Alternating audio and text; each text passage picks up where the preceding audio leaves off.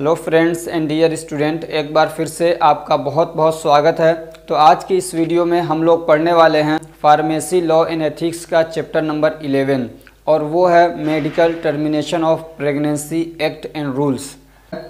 अब ये एक बात बता दूं कि आप देखेंगे जितने भी एक्ट्स वगैरह हैं या जो रूल्स हैं जो भी आए हैं एक्ट्स या रूल, उनके पीछे कुछ न कुछ रीज़न रहा है तभी वो एक्ट्स या रूल आए हैं। तो ऐसे ही ये क्या कहते हैं medical termination of pregnancy act और रूल, इसके पीछे क्या रीज़न है, इसको क्यों लाया गया। तो पहले तो ये समझिए कि इसका मतलब क्या है मेडिकल टर्मिनेशन ऑफ प्रेगनेंसी। इसका सीधा सीधा मतलब ये है कि एबॉर्शन करवाना और किसी मेडिकल स्टाफ के थ्रू किसी हॉस्पिटल में जाके एबॉर्शन करवाना। एबॉर्शन का मतलब कि प्रेगनेंसी हो गई है उस प्रेगनेंसी को ख़त्म करवाना, उसी को बोलते हैं टर्मिनेशन ऑफ प्रेगनेंसी या उसी को एबॉर्शन भी बोला जाता है। ठीक है, मेडिकल स्टाफ के थ्रू हो रहा है, हॉस्पिटल के अंदर हो रहा है तो उसको बोलते हैं मेडिकल टर्मिनेशन ऑफ प्रेगनेंसी। ठीक, अब ये एक्ट क्यों लाया गया, इसके पीछे रीज़न क्या था, इसकी थोड़ी सी हिस्ट्री आप समझिए, फिर इस एक्ट को पढ़ने में आपको तो अलग ही इंटरेस्ट आएगा। कि अपने इंडिया के अंदर और आसपास के जो कंट्रीज़ हैं उसमें आप देखेंगे ख़ास तौर से कि लड़कियों के पैदा होने को मतलब थोड़ा सा बुरा समझा जाता था और अब भी ऐसा है कि अगर लड़की पैदा होती है तो क्या कहते हैं लोग उसको थोड़ा सा मतलब बुरा समझते हैं कि इसको अब कहाँ से हम शादी करेंगे, कहाँ से इतना पैसा लाएंगे इसका जहेज़ देने के लिए। समझ में आ रही बात। तो ये एक मतलब अपने यहाँ की समस्या है, एक प्रॉब्लम है। तो जो माँ होती थी उसको अगर ये पता चल जाता था कि अपने गर्भ अवस्था में यानी जब वो प्रेग्नेंट होती थी और उसको ये पता चलता था कि मेरे पेट के अंदर जो अभी बेबी है वो बच्ची है, वो लड़की है, तो वो चाहती थी कि इसको एबॉर्शन करवा दिया जाए, यानी उसको क्या गिरवा दिया जाए। अपने देसी लैंग्वेज में बोलते हैं कि बच्चे को गिरवा देना, तो उसी को बोलते हैं टर्मिनेशन ऑफ प्रेगनेंसी। ठीक है, तो वो ये करने लगी कि मतलब अगर मान लीजिए पहले से उसकी 2 बच्चियां हैं, 2 लड़कियां हैं और उसको पता चला कि एक लड़की और आ जाएगी तो उसको बड़ा टेंशन हो जाता था। उसकी वजह यह भी थी कि उसके घर वाले, उसका जो पति है, उसकी जो सास है, उसकी जो नंद हैं, वो उसको ताने मारने लगती थी कि ये तो खाली लड़की पैदा कर रही है, खाली लड़की पैदा कर रही है, अब हम लोग कहाँ से इसकी शादी करेंगे, कहाँ से इतना जहेज़ का इंतज़ाम करेंगे। समझ में आ रही बात। तो जो औरत थी उसको बहुत हरासमेंट भी सहना पड़ता था, बहुत उसको ताने सुनने पड़ते थे। तो वो इन सब तानों से बचने के लिए और फिर लड़की की जो शादी का जो बोझ है उससे बचने के लिए अगर उसको ये पता चलता था कि मेरे पेट के अंदर जो बेबी है वो लड़की है तो वो उसको एबॉर्शन करवाना चाहती थी, ताकि जो मेरे ऊपर इतने ताने आने वाले हैं या फिर मुझे जो पूरा एक बोझ उठाना पड़ेगा उससे मैं छुटकारा पा लूँ, तो वो एबॉर्शन करवाती थी। अब वहाँ पे दिक्कत क्या होती थी कि एबॉर्शन करवाने की भी एक लिमिट होती है, यानी बच्चे जो पेट के अंदर जो बच्चा है उसकी एज कितनी हो चुकी है, यानी कितने वीक्स का वो हो चुका है। अगर वो 20 वीक से कम है और उसमें एबॉर्शन करवाया जाता है तो ये किसी हद तक सेफ होता है। लेकिन जब वो 20 वीक का हो गया उसके बाद अगर एबॉर्शन करवाया जाता है तो ये अनसेफ होता है। अनसेफ का मतलब ये है कि इसमें माँ के जान जाने का बड़ा खतरा रहता था। तो ये बहुत ज़्यादा होने लगा। समझ में आ रही बात। यानी इंडिया के अंदर बहुत ज़्यादा इस तरीके के केसेस आने लगे कि एबॉर्शन करवाया गया, उसकी वजह से माँ की जान चली गई। एक बात और बता दूं कि ये जो एबॉर्शन होता था ऐसा नहीं कि सिर्फ लड़कियों की ही वजह से होता था, और भी दूसरे रीज़न हो सकते हैं एबॉर्शन करवाने के। जब मान लीजिए कोई एडल्टरी कर रहा है, समझ में आ रही बात। मान लीजिए कोई एडल्टरी कर रहा है, यानी 2 लोग मिलके जो आपस में मियाँ बीवी नहीं है और आपस में उन्होंने मुंह काला किया, उसको बोलते हैं एडल्टरी करना। उर्दू में बोलते हैं जिना करना। तो किसी ने जिना कर लिया और क्या हुआ, उसका गर्भ हो गया, यानी बच्चा ठहर गया उसके पेट में, तो अब वो भी चाहती थी कि एबॉर्शन करवाना। तो और भी रीजंस हो सकते हैं, लेकिन एक मेन रीज़न ये भी था कि लड़की की पैदाइश को मतलब बुरा समझा जाता था। और ये जो एबॉर्शन का मामला ऐसा नहीं कि सिर्फ वो औरत ही चाहती थी, बल्कि कई बार उसका जो पति होता था उसको भी जब पता लगता था कि मेरी जो पत्नी है इसके पेट के अंदर एक बच्ची है, तो वो भी जाके कई बार ऐसा होता था कि चुपके से जाके किसी हॉस्पिटल के अंदर एबॉर्शन वो करवा देता था। हालांकि जो उसकी पत्नी है वो नहीं चाहती थी कि ऐसा हो, वो नहीं चाहती थी कि मेरा एबॉर्शन हो, किसी दूसरे बहाने से, चेकअप के बहाने से ले जाता था और जाके एबॉर्शन करवा देता था ताकि एक लड़की का बोझ मेरे ऊपर ना आए। समझ में आ रही बात। तो कोई भी रीज़न हो जिसमें कि एबॉर्शन करवाया जा रहा हो, और कई मर्तबा उस एबॉर्शन की वजह से उस माँ की जान चली जाती थी। तो ये जो अनसेफ एबॉर्शन था, इसको रोकने के लिए कि माँ की डेथ ना हो, ऐसे ही क्या कहते हैं बिना औरत की मर्जी के एबॉर्शन न कराया जाए, इसको भी रोकने के लिए, और जो एक मतलब बड़ी तादाद हो गई थी एबॉर्शन कराने का, उसको भी रोकने के लिए क्या है ये एक एक्ट लाया गया। अब मान लीजिए हर कपल जो है वो हर क्या कहते हैं वो एबॉर्शन करवा दे रहा है, वो लड़कियों को गिरवा दे रहा है, तो लड़कियों की तादाद कम हो जाएगी इंडिया के अंदर, तो फिर मतलब एक इम्बैलेंस हो जाएगा। अब पता चला कि लड़के ही लड़के हैं, लड़कियां कम हो गई, तो फिर एक सिस्टम जो है ना वो डिस्टर्ब हो जाएगा। इसलिए एक बैलेंस बना रहना चाहिए, नहीं तो हर आदमी चाह रहा है कि मेरे ही लड़के ही हों, मेरे लड़के ही हों, तो फिर अगर लड़के ही लड़के रहेंगे, लड़कियाँ नहीं रहेंगी, तो ये सिस्टम चल नहीं सकता है। एक बात और मैं यहाँ पर मेंशन कर दूँ कि ये जो लड़कियों को मतलब क्या कहते हैं एबॉर्शन करवाने का जो मैटर है, ये ऐसा नहीं कि सिर्फ इंडिया के अंदर है, बल्कि ये बहुत पहले से चला आ रहा है। आप देखेंगे अरब में, मैंने अरब की हिस्ट्री पढ़ी है, अरब में क्या होता था, बच्चियां जब पैदा हो जाती थीं, वो बड़ी भी हो जाती थी, बोलने लगती थी, प्यार के साथ में अपने माँ बाप के साथ वो खेलने लगती थीं, तो उस वक्त में भी उनके जो बाप होते थे वो इतने मतलब कट्टर हो गए थे, इतने मतलब उनके अंदर जुल्म आ गया था, उनकी आंखों पे ऐसा पर्दा पड़ गया था कि वो मतलब उस प्यार सी फूल सी नन्ही सी बच्ची को ला के अपने हाथों से ज़मीन खोद के उसके अंदर दफन कर दिया करते थे अपना, ताकि मुझे किसी को अपना दामाद न बनाना पड़े। मतलब उसको ये इतना मतलब बुरा समझते थे कि मेरा अगर कोई दामाद बनेगा तो मुझे उसके सामने झुकना पड़ेगा। समझ में आ रही बात? हालांकि इसमें कोई बुराई नहीं है, कोई झुकता नहीं है, बल्कि वो जो दामाद होता है वो अपने ससुर की बहुत रिस्पेक्ट करता है। तो लेकिन वो ये वहाँ पे भी था, तो वहाँ पे क्या करते थे, बच्ची पैदा हो जाती थी, फिर बाद में उसको ज़मीन में दफन करते थे। अरब के अंदर भी ये एक रिवाज बना हुआ था कि बच्चियों को जिंदा दफन कर दिया जाता था, और ये सिलसिला ख़त्म हुआ उस वक्त जब prophet Mohammed peace be upon him जब वो अरब के अंदर आए, तो उन्होंने लोगों को समझाना शुरू किया, लोगों को बताना शुरू किया कि ये लड़कियां ये कोई तुम्हारे लिए बुराई की चीज़ नहीं है, ये लड़कियां तुम्हारे ऊपर कोई मुसीबत नहीं है, कोई बोझ नहीं है, बल्कि ये तुम्हारे समाज का बहुत अहम हिस्सा है। फिर उन्होंने क्या किया, जो फीमेल हैं उनकी डिग्निटी को बढ़ाया और बताया, और लोगों से कहा कि देखो ये तुम्हारी जो माँ है ना, इसके कदमों के नीचे, इसके पैरों में क्या तुम्हारे लिए स्वर्ग है, यानी अगर तुम इसकी सेवा करते हो तो तुम्हारे लिए स्वर्ग है। अगर कोई बाप है और अगर उसके 2 बच्चियां हैं, अगर कोई बाप है और उसकी 2 बच्चियां हैं और वो उनकी अच्छे से परवरिश करता है, उनको खिलाता पिलाता है और फिर उनकी शादियां करता है, तो उसके लिए स्वर्ग है। ऐसे ही कोई भाई है और उसकी क्या कहते हैं 2 बहन है या 1 बहन है, जिसको क्या परवरिश करता है, खिलाता पिलाता है और फिर उसकी शादी कर देता है, तो उसके लिए स्वर्ग है। तो इस तरीके से ना मेंटली लोगों को चेंज किया कि लड़कियों के प्रति जो इनके दिमाग के अंदर घृणा है, जो नफरत है, उसको कैसे कम किया जाए। फिर एक दौर आया कि लड़कियों को अपने सर पे बिठाया जाने लगा। ये सब जब Mohammed peace be upon him उन्होंने जब वहाँ पे मेहनत की, लोगों को समझाया, तब ये मुमकिन हुआ। ये जो मैं हिस्ट्री बता रहा हूँ ये बहुत ज़्यादा पहले की नहीं है, बल्कि ये मुश्किल से 1500-1600 साल पहले की हिस्ट्री है। तो ये ऐसा होता था। तो ऐसा नहीं है कि सिर्फ इंडिया के अंदर ही लड़कियों के पैदा होने को बुरा समझा जाता था। यहाँ पे मैं आपको एक शेर सुना दूँ जो इस सिचुएशन को बहुत अच्छे से रिप्रेजेंट करता है कि अभी तो उम्र है मासूम के स्कूल जाने की। अभी तो उम्र है, उम्र मतलब एज, अभी तो उम्र है मासूम के स्कूल जाने की, अभी से फ़िक्र खाए जाती है उसको कमाने की।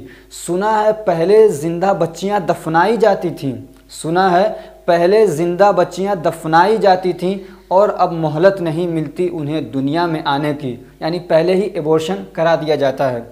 तो खैर, तो अब मैं आपको एक बात यहाँ पे कह दूँ कि लड़कियों की पैदाइश को अपने लिए बोझ और बुरा न समझा करिए। अब भी अपने इंडिया के अंदर ये मुसीबत है, ये परेशानी है। इसलिए मैं आपसे कह रहा हूँ कि वो भी क्या है, इस सिस्टम का एक हिस्सा हैं। अगर उनको नेगलेक्ट किया जाएगा, अगर उनको कमतर समझा जाएगा, अगर उनके पैदा होने को बुरा समझा जाएगा, तो क्या है, ये जो समाज है ये डिस्टर्ब हो जाएगा, ये तबाह हो जाएगा। इसलिए अपने दिमाग से ये बात निकाल दीजिए। जिस तरीके से लड़के की ज़रूरत है, जितनी अहमियत और जितनी इज्जत, जितनी डिग्निटी एक लड़के की है, ऐसे ही एक लड़की की भी आपके दिमाग में होनी चाहिए। बल्कि लड़की की पैदाइश को अपने लिए रहमत समझना चाहिए। लड़की की पैदाइश एक तरीके से रहमत है, नियामत है। इस वक्त में भी एक रीज़न क्या है कि मतलब लड़कियों की पैदाइश को थोड़ा बुरा समझा जाता है, उसका एक बड़ा रीज़न है जहेज़। क्योंकि हर फैमिली के पास इतना पैसा नहीं होता है कि वो क्या करें, मतलब जहेज़ दे सकें और अपनी लड़की की शादी कर सकें। इसलिए मैं अपने तमाम भाइयों से कहना चाहता हूं जिनकी अभी शादी नहीं हुई है, वो ये तय करें, ये नियत करें कि मैं जो अपनी शादी करूंगा वो बिना जहेज़ के करूंगा, ताकि ये जो एक निगेटिविटी है फीमेल के अगेंस्ट, लड़कियों के अगेंस्ट, मेरी बहनों के अगेंस्ट, उसको ख़त्म किया जा सके।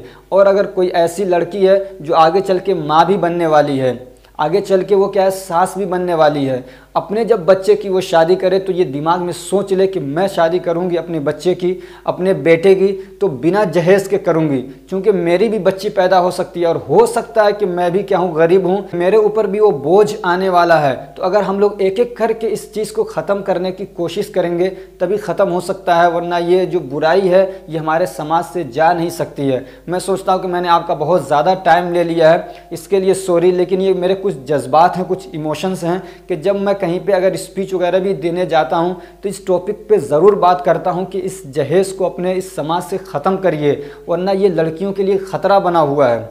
समझ में आ रही बात, ये लड़कियों के लिए ख़तरा बना हुआ है। इसलिए कि बहुत सारी जगहों पे ये न्यूज़ आती है, देखने में आता है कि जिंदा बच्चियों को जला दिया जाता है शादी के बाद। शादी के बाद जिंदा बच्चियों को सिर्फ इसलिए जला दिया जाता है कि जहेज़ में कुछ कमी रह गई थी। तो चलिए शुरू करते हैं। तो आपको ये समझ में आ गया कि ये एक्ट वगैरह क्यों बनाया गया। तो ये जो अनसेफ तरीके की जो एबॉर्शन थी, जो टर्मिनेशन ऑफ प्रेगनेंसी थी, उसको रोकने के लिए और इस सम केसेस में इसको लीगलाइज करने के लिए, समझ में आ रही बात, कुछ केसेस ऐसे हैं जिसमें इसको लीगलाइज करने के लिए, यानी कानूनी सहारा देने के लिए कि आप एबॉर्शन करवा सकते हैं। आपको बहुत ज़्यादा कुछ नहीं पढ़ना है, सिर्फ बेसिक अंडरस्टैंडिंग पढ़नी थी, तो कुछ तो मैंने अंडरस्टैंडिंग आपको दे दी। चलिए बाकी जो रह गया उसको यहाँ पे हम लोग देख लेते हैं। तो the medical termination of pregnancy act 1971 and rules 1975 is an act that provide rules and regulation for certain cases of pregnancy termination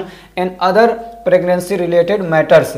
ठीक है, तो ये जो एक्ट है ये जो medical termination of pregnancy act 1971 है और जो रूल्स हैं 1975, यानी एक्ट 1971 में बना और इसके जो रूल्स हैं वो 1975 के अंदर आए। ठीक है, तो ये क्या मतलब इसका, तो ये क्या करता है ये एक्ट, तो ये क्या करता है, प्रोवाइड करता है rule and regulation for certain cases of pregnancy termination, यानी कुछ ऐसे केसेस है, कुछ ऐसे टाइम्स हैं, कुछ ऐसे कंडीशंस हैं कि उन कंडीशन में प्रेगनेंसी को क्या है, टर्मिनेट करने की वो क्या है, रूल और रेगुलेशन बताता है, परमिशन देता है, और प्रेगनेंसी से रिलेटेड कुछ बातें हैं उसको भी क्या करता है, ये हैंडल करता है। अब इसका ऑब्जेक्टिव्स क्या था, टू प्रिवेंट अनसेफ एबॉर्शन। ठीक है, अनसेफ एबॉर्शन को रोकने के लिए ये एक्ट बनाया गया, जिसमें क्या होता था कि जो मदर हैं, उसकी जो वुमेन्स हैं, उनकी बहुत ज़्यादा उसमें डेथ होने लगी थी, तो उसको रोकने के लिए।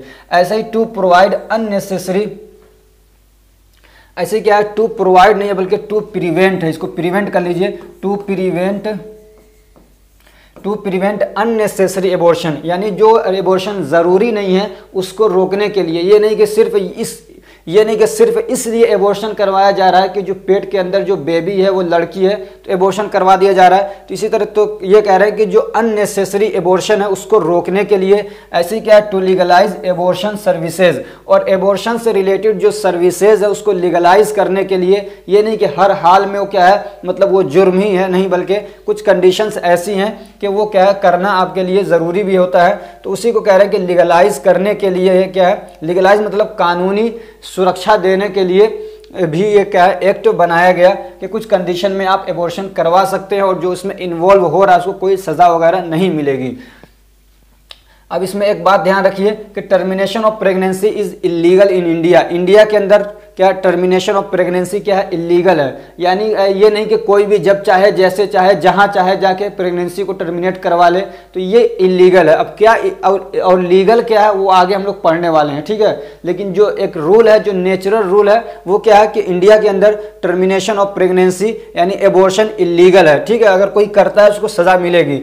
And everyone involve in it will be punished with 6 months of the imprisonment, और कोई भी इसमें इन्वॉल्व होता है, चाहे वो महिला है, बिना किसी रीज़न के, यानी रीज़न क्या है वो सब इसमें बताए जाएंगे आगे, तो बिना किसी रीज़न के यानी अननेसेसरी रीज़न के अगर एबॉर्शन करवाती है और जो भी उसमें इन्वॉल्व होता है उसका, अगर उसका कहते हैं, अगर उसका पति इन्वॉल्व होता है, कोई डॉक्टर इन्वॉल्व होता है, कोई नर्स इन्वॉल्व होती है, कोई भी इन्वॉल्व होता है जो इलीगल तरीके का एबॉर्शन है, तो उसको 6 महीने की जेल की सज़ा मिल सकती है और साथ में पेनाल्टी भी अगर लगाना चाहे तो लगा सकते हैं या सिर्फ पेनाल्टी लग सकती है। और अगर दोबारा वो कन्विक्शन करता है, यानी जो डॉक्टर है जिसने एबॉर्शन किया इलीगल तरीके से, अगर दोबारा वो करता है तो उसको 1 साल की सज़ा हो सकती है।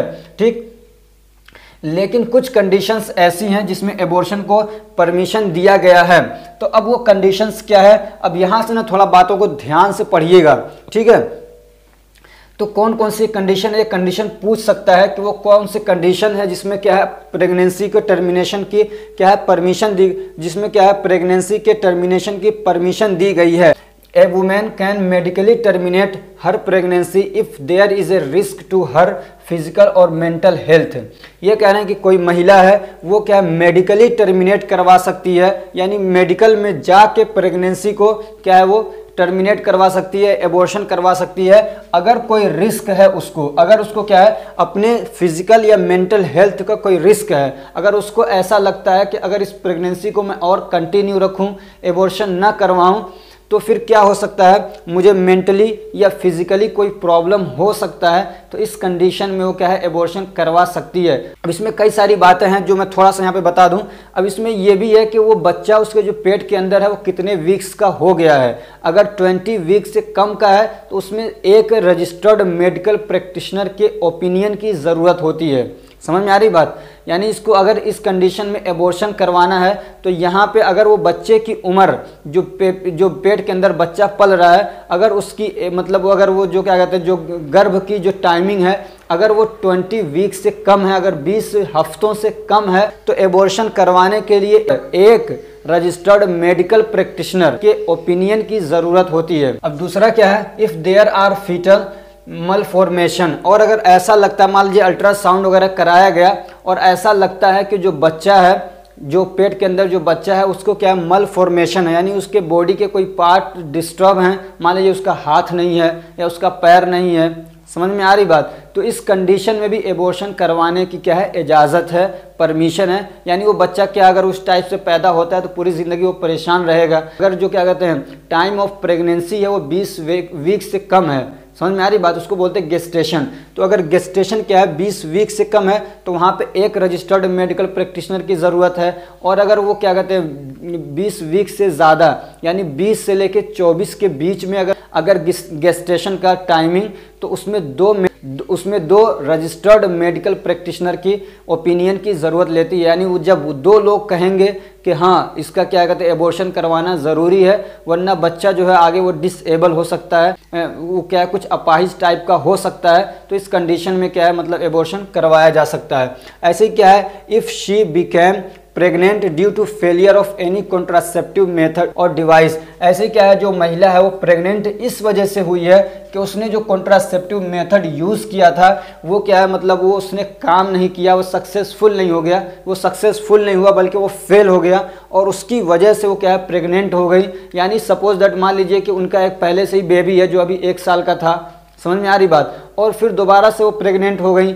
हालांकि उस वक्त उन्होंने सेक्सुअल कॉन्टैक्ट बनाया था तो उन्होंने कुछ कॉन्ट्रासेप्टिव डिवाइस यूज़ किए थे, यानी कि प्रेगनेंसी को रोकने के कोई तरीका मेथड यूज़ किया था कि चूँकि अभी मेरा बच्चा छोटा है, अगर दूसरा बच्चा और हो जाएगा तो उनकी परवरिश नहीं हो पाएगी।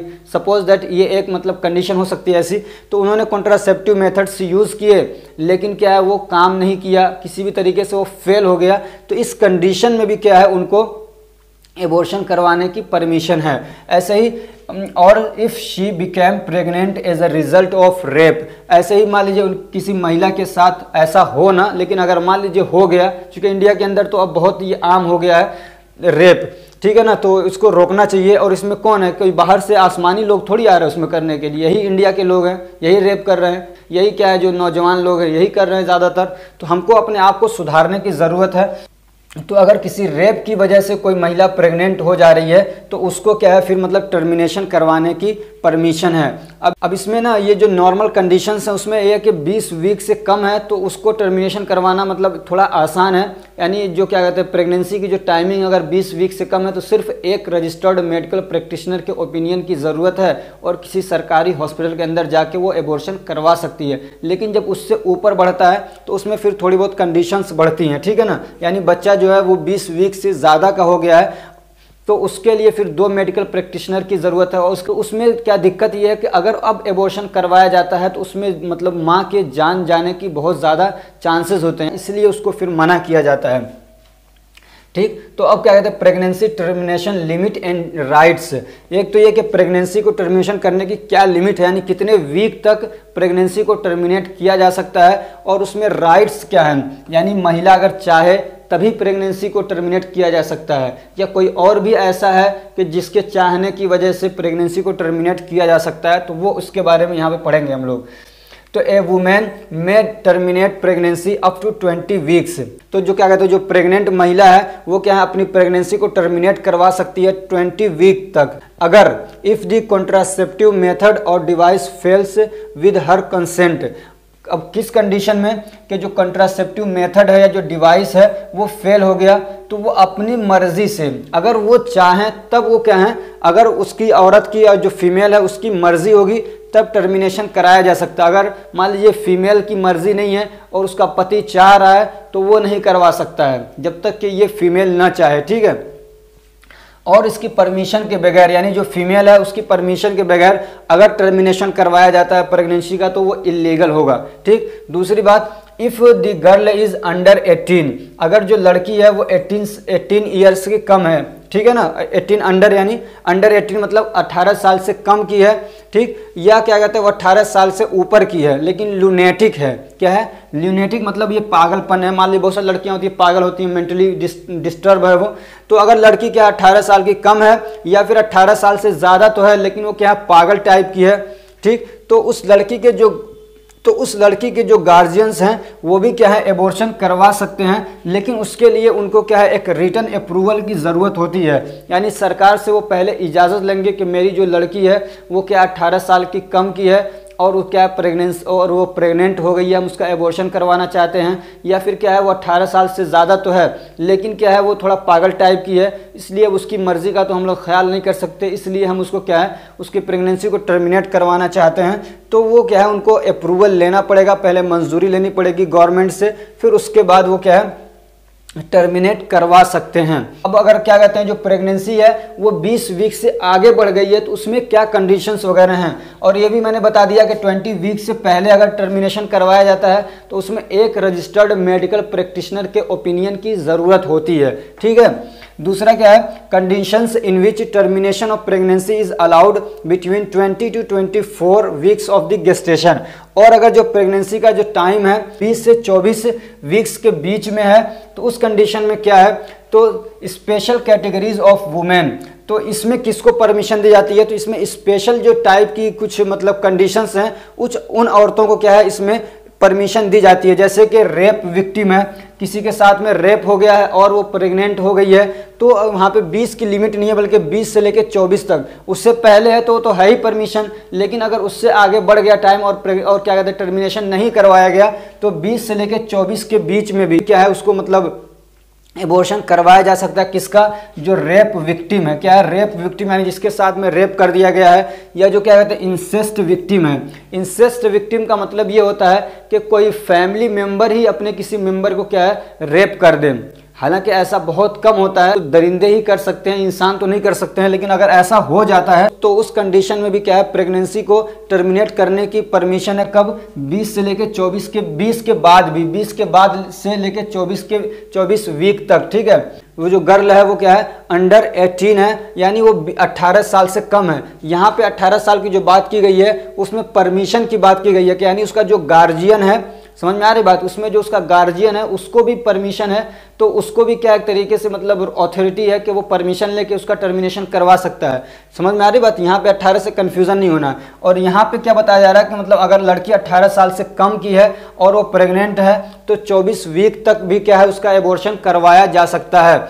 ऐसे ही क्या है सिग्निफिकेंट फीटल एबनॉर्मलिटीज, और जो क्या कहते हैं जो बच्चा है पेट के अंदर, अगर उसके बारे में पता चलता है कि उसके जो मतलब उसकी जो बनावट हो रही है पेट के अंदर वो क्या है उसके अंदर एबनॉर्मलिटीज है, यानी अच्छे से उसके बॉडी पार्ट से डेवलप नहीं हो रहे हैं, तो उस कंडीशन में भी क्या है 20 से लेकर 24 वीक के बीच में एबॉर्शन करवाया जा सकता है। लेकिन इसमें शर्त यह है कि दो रजिस्टर्ड मेडिकल प्रैक्टिशनर के ओपिनियन की ज़रूरत है। ओपिनियन का मतलब यह है कि वो जब अगर कहेंगे कि हाँ इसको क्या है एबॉर्शन करवाना ज़रूरी है और एबॉर्शन की वजह से इसकी डेथ होने के चांसेस कम हैं, तो उस कंडीशन में क्या है एबॉर्शन करवाया जा सकता है। ठीक है। ऐसे ही क्या है प्रेगनेंसी थ्रिएटिंग देयर लाइव्स, ऐसे ही क्या है प्रेगनेंसी की वजह से ये ऐसा लगता है कि इनकी जो ज़िंदगी है वो खतरे में पड़ सकती है। प्रेगनेंसी को अगर ना टर्मिनेट किया जाए तो ये जो फीमेल है उसकी ज़िंदगी खतरे में पड़ सकती है, चाहे भी किसी भी तरीके से। मान लीजिए बच्चा क्या वो मतलब बहुत अलग तरीके से डेवलप हो रहा है, उसकी हड्डियां बाहर निकल जाएंगी, या उसके पैदाइश के वक्त मतलब बहुत ज़्यादा तकलीफ होने वाली जिसकी वजह से फीमेल की डेथ हो सकती है, तो फिर 20 से 24 वीक के बीच में भी क्या है उसको टर्मिनेट करवाया जा सकता है। ठीक है। तो in these conditions A pregnancy में भी टर्मिनेट आफ्टर 20 वीक्स। ठीक है। तो ये जो कंडीशंस हैं इसमें 20 वीक के बाद भी क्या है 24 वीक तक, 24 वीक से आगे नहीं, 20 वीक के बाद भी 24 वीक तक भी क्या है एबॉर्शन करवाया जा सकता है। अब एक कंडीशन है permission for termination of pregnancy after 20 weeks, और एक कंडीशन ये भी है कि मतलब 24 वीक तक तो समझ में आ रहा था, लेकिन उससे भी आगे टाइम बढ़ गया है और उसमें भी कोई एबॉर्शन करवाना चाहता है, तो इस कंडीशन में क्या मतलब इसमें क्या कंडीशंस हैं, क्योंकि इस वाले कंडीशन में माँ की जो जान जाने का खतरा बहुत ज़्यादा हो जाता है। ठीक है। तो the abortion permitted after 20 weeks only if a state medical board diagnoses that there are significant fetal abnormalities। तो सिर्फ एक ही कंडीशन है जिसमें क्या मतलब 24 वीक के बाद परमिशन दी जाती है एबॉर्शन करवाने की, वो ये कि जो स्टेट लेवल का मेडिकल बोर्ड है, ये नहीं कि सिर्फ 2 रजिस्टर्ड मेडिकल प्रैक्टिशनर मतलब 2 रजिस्टर्ड मेडिकल प्रैक्टिशनर ओपिनियन दे दें तो एबॉर्शन करवा दिया जाएगा, नहीं, बल्कि जो स्टेट लेवल का जैसे कि मतलब यूपी का जो मेडिकल बोर्ड है वो अगर डायग्नोसिस करे, चेकअप करे और वो बताए कि वाकई में जो बच्चा है उसके अंदर बहुत ज़्यादा एबनॉर्मलिटीज़ हैं, यानी वो पूरी तरीके से डिसेबल है, अपाहिज पैदा होगा, पूरी ज़िंदगी वो परेशान रहेगा, अगर वो क्या कहते हैं मतलब वो अपना ओपिनियन दें तो इस कंडीशन में फिर क्या है परमिशन दी जाएगी 24 वीक्स के बाद एबॉर्शन करवाने की। सिर्फ यही एक कंडीशन है। ठीक है। और अगर क्या कहते हैं कोई रेप किसी का हो गया है, मान लीजिए कोई रेप किसी का हो गया है और उसका जो प्रेगनेंसी का टाइम है वो 24 वीक्स से ऊपर बढ़ गया है, 24 वीक से आगे बढ़ गया है, तो भी वो क्या है एबॉर्शन नहीं करवा सकती है। अगर वो करवाना चाहती है तो फिर उसको क्या है एक रिट पिटीशन दायर करना पड़ेगा, यानी उसको क्या है कोर्ट कचहरी के चक्कर लगाने पड़ेंगे, वहाँ से अगर परमिशन मिलता है तब जाके वो एबॉर्शन करवा सकती है, बिना परमिशन के वो नहीं करवा सकती है। ठीक।